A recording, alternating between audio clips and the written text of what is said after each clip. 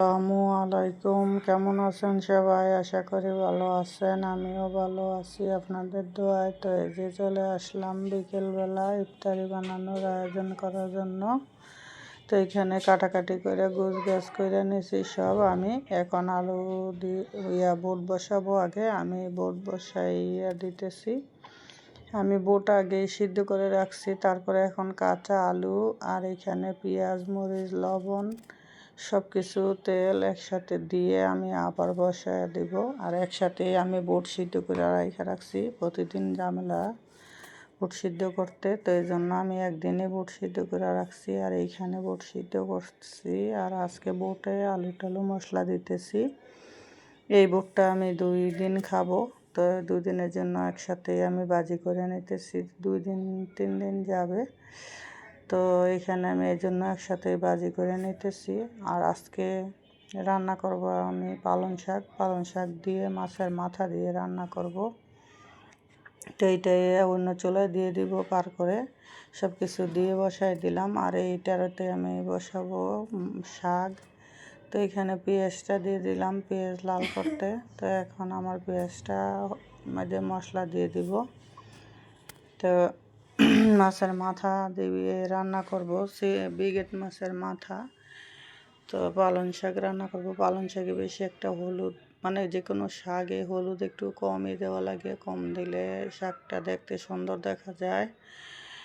তো আর এই রোজার মাসে ইফতারি খাই আর ভাত টাত খাওয়া হয় না। তো এই জন্য মনে করেন কম করেই রান্নাবান্না করতেছি। আর আগের তরকারি থাকে, প্রতিদিনের তরকারি থাকে। তো মেয়ে তো অসুস্থ, রোজা রাখে না, কিন্তু কয় সারাদিনে একবেলা খায়ও না। তো আমার এই জন্য অল্প অল্প করে রান্না করি। তো এখানে আজকে 2 আঁটি শাক রান্না করব। তো মশলাপাতি সব দিয়ে দিলাম, মশলাটা কষে নিতেছি। তারপরে আমি এখন মাছটা দিয়ে দিব। তো মাছটা দিয়ে আবার মাছটা একটু কষিয়ে নেব। কষাইয়া তারপরে মনে করেন এখানে আমি দিব, শাকটা দিব। তো আমি যেভাবে খাই সেইভাবেই আপনাদের মাঝে শেয়ার করি। আজকে মাছ ভাজি নাই, আর আগের তরকারি ছিল, মাছের তরকারির মধ্যেও মাছ রয়েছে, কিন্তু মাছগুলো খায় নাই কেউ। 3টা মাছের পিস আছে, এখানে দিয়ে দিব। তো এইখানে আমার মাছ কষানি শেষ, এখন শাকটি দিয়ে দিতেছি। শাক ধুয়ে কেটে রাখছি। আমি মাছ দিয়ে রান্না করলেও শাক, পালং শাক বড় বড় করেই কাটি। তো এখন আমি শাকগুলো দিয়ে দিলাম, দিয়ে শাকটা ডাকিয়ে দিব। তো ডাকলে একটু উনলে পরে একটু লাড়া দিয়ে দেবো। এই যে এখানে আমি কোনো পানি অ্যাড করব না শাকে। এই পালং শাক ধুয়েই সাথে সাথে কাটছি। এখানে আমার মনে করেন পানি দেওয়া লাগবে না, পানি দিলেই ঝোল উঠবে অনেকগুলা, ঝোল রাখবো না শাকে। আর রমজান মাসে অন্য কিছু খাইতেও বেশি একটা ভালো লাগে না। ইফতারির পরেও খাই না, ভোররাতে কোনো দিন খাই, কোনো দিন খাই না। তো এইভাবে। আর ছেলে রাইতে 12টার দিকে এরা ভাত খায়, 12টা 1টার সময়। এরা আর সেহরিতে আর খায় না। তো এইখানেতে এই যে দেখেন আমার শাক একদম অল্প হয়ে গেছে। তো এইখানে আমি 2টা টমেটো কেটে দিয়ে দিলাম। তো ভালো লাগবে, টকটক লাগবে একটু টমেটোটা দিলে। আর এই জন্য, আর আগের মাছ ছিল 3 পিস তরকারিতেই, মানে তরকারিতে মাছ ছিল, খায় নাই, এই জন্য আমি মাছটা উঠে এইখানে দিয়ে দিছি। এই যে, তো সব কিছু জোগাড় রাখছি, ইফতারি বানাবো।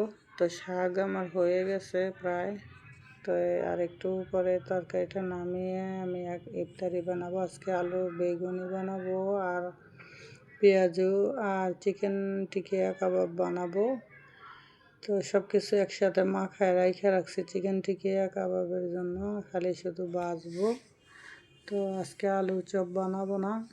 আর ইফতারি খাই আসলে মনে করেন অনেক গ্যাসের সমস্যা করে। তো এই যে শাক তো আমার হয়ে গেল, দেখলেন, নিয়ে গেলাম। আর বুটে এখন ধনেপাতা দিয়ে দিব। ধনেপাতা দিয়ে বুটটা আগে নামিয়ে নিব।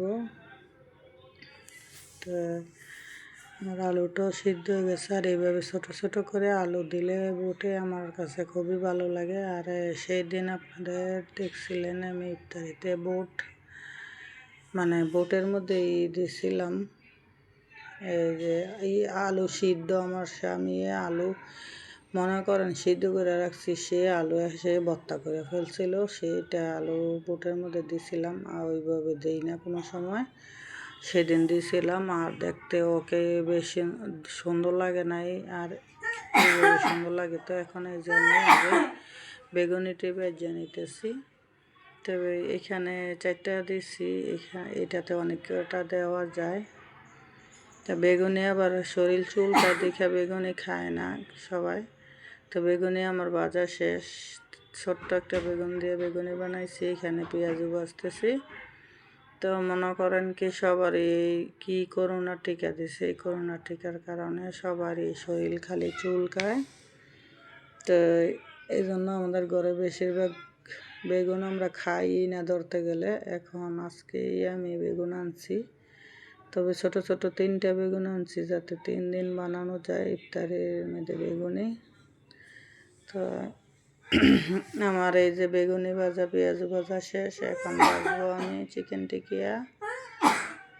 তো চিকেন টিকিয়াতে আমি সব কিছু মাখায় রাখছি, এই যে দিয়ে দিলাম চুলায়। তো এই যে আমার ভাজা শেষ।